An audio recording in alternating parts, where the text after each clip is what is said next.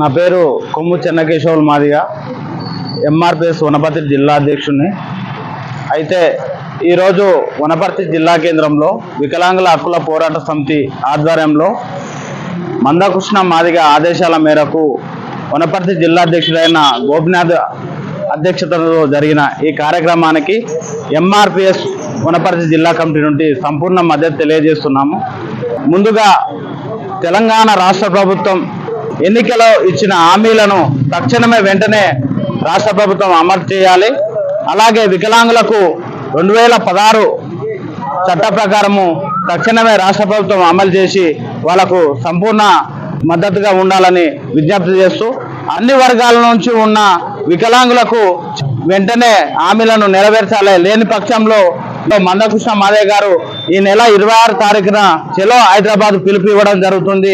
దీనికి అనుగుణంగా తెలంగాణ రాష్ట్రంలో ఉన్న అన్ని వర్గాల ప్రజలు పాల్గొని జయప్రదం చేయాలని విజ్ఞప్తి చేస్తున్నాను.